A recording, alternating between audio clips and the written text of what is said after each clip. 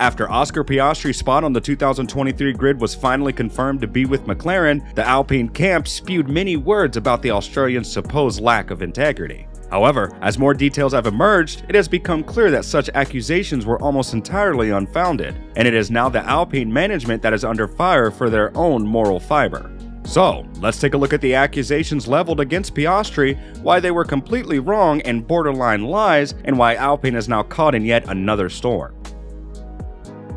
Piastri signing with McLaren for next season was one of the biggest surprises of the F1 driver market this summer. This was despite the Alpine team, where he was a reserve, believing it had been a firm deal with him for 2023, and even announcing him as Fernando Alonso's replacement. The case went all the way to F1's Contract Recognition Board, which ultimately ruled in McLaren's favor because Alpine had never had a valid right to Piastri's services for 2023 and beyond. Prior to the CRB ruling, Piastri was chastised for abandoning the Alpine squad that had allegedly helped him advance in his junior categories, raising questions about his honesty. Even Mercedes boss Toto Wolff commented on it, saying he believed in karma and cautioning young drivers against criticizing teams over social media. However, multiple informed sources, including the Australian himself, now claim that Piastri only chose McLaren because he was frustrated by Alpine's ongoing delays in delivering a contract that he was repeatedly promised but never received. Rather than being an opportunistic move to get out of a contract through a contractual loophole, Piastri and his manager Mark Webber switched camps because Alpine was waffling over what to do with him and potentially delaying giving him a seat on the works team until 2025. The final straw is thought to have come when Piastri was told that the team wanted him to stay at Williams for up to 2 years, despite his desire to race for Alpine in F1 in 2023. The lack of clarity around my future, and ultimately a breakdown in trust, I felt the very attractive offer of McLaren and the positive dealings with them thus far were all reasons why I felt McLaren was where I was best off for the future. Their enthusiasm to have me was very attractive. To be completely honest, there was a lack of clarity around my future at the team at Alpine. They publicly stated they wished to continue with Fernando for at least 1 or 2 more years. I respect that, but after spending the year out, my hopes were firmly set on an Alpine seat, and the lack of clarity and, similarly to Fernando, a bit of a strange feeling in negotiations, I didn't feel like it was the right decision for me to stay around.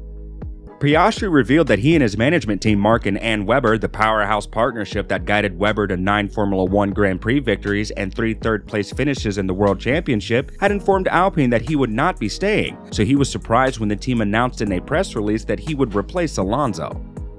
My decision was made well in advance of Alonso's departure, which made Alpine's announcement probably even more confusing and upsetting because we had told the team I wasn't going to continue, he said.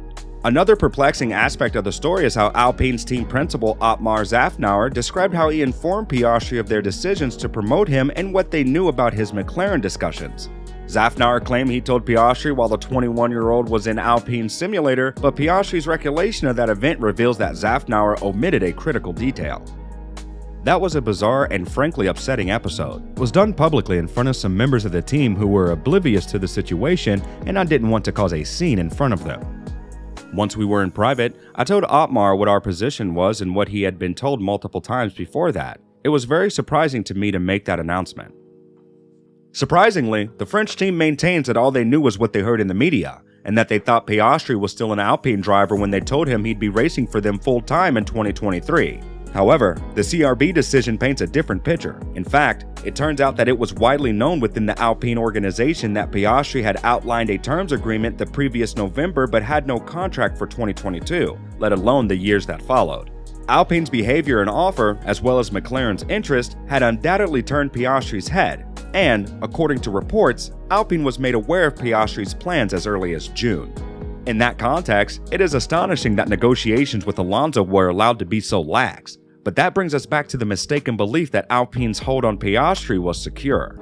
But it was Alpine's inability to be truthful to their driver, the fans, and themselves that put the nail in the coffin, so any alleged lack of integrity comes from Alpine's side more than anyone else's. However, it appears they have not learned their lesson, as Otmar Szafnauer has asserted that he had never lied about the events that occurred between himself and Oscar Piastri. He stated the following about the conversation in the simulator room. "I've never lied to you and I never will. But what I can tell you is, reiterate what I said before, Oscar was in the simulator. When he finished his simulator session, I went and told him of the release and to congratulate him, and he smiled and said, 'Thank you.' There was a group of people there? I can tell you no. It was myself and the simulator technician, who will happen to be in the same room. But if you ever seen a simulator, it's a pretty big room and there are 3 of us in that room. So it wasn't a group of people, it wasn't bizarre, and he smiled and said thank you. Okay, whatever the truth is about the conversation in the simulator room, there is another issue that needs to be addressed. One argument that has been made repeatedly on Alpine's behalf is that Piastri, as a member of the team's academy for the past 2 years, has received a lot of financial support from the team. However, the notion that Alpine has been a major contributor to Piastri's ability to compete financially has also been called into question, with Mark Webber claiming that the Enstone squad is only responsible for a small portion of the funds they have been able to put together. The numbers have really ballooned out of proportion. The summer break has given people a chance to throw millions and millions and millions. It's certainly not that. The junior categories, Oscar got some good prize money for winning those championships as well, outside of Alpine's investment. So over 80% of the budget was supplied by outside sponsors and Oscar's family for his junior career in the academy, so it's also important to get some context there. So yeah, it appears Alpine has also not been entirely truthful in this regard. So where does that leave us? While Oscar Piastri remains a reserve driver for Alpine, the bad blood between the 2 parties, as well as any contractual obligations he may now have with McLaren, means that discussions will be made for an early release from his duties this weekend at Monza, as revealed by Webber.